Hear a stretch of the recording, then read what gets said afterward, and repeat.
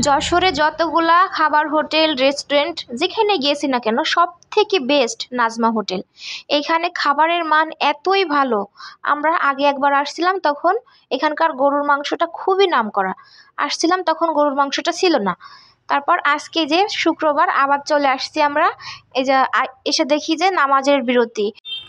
আজকে শুক্রবার তো 1টা থেকে 2টা পর্যন্ত নামাজের বিরতি, সবাই বসে আছে। ভাগ্য ভালো যে বসে পড়ছিলাম, 30 মিনিট অপেক্ষা করছি তাও ভালো। পরে যারা যারা আসছে সবাই দাঁড়ায় আছে। এই যে অপেক্ষা করার পরে আমাদের খাবারটা এখন দিয়ে গেল।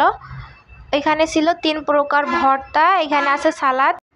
গরুর মাংস আমরা নিয়েছিলাম 3 বাটি। এই যে প্রথমে 2 বাটি নিয়েছি কিন্তু। আর আমার বরের মুখের দিক তো তাকানোই যাচ্ছে না, ওর এতই ভালো লাগছে, মানে এত স্বাদ করে খাবারটা খাচ্ছে। আর আমি ভিডিও নিয়ে ব্যস্ত হয়ে গেছি।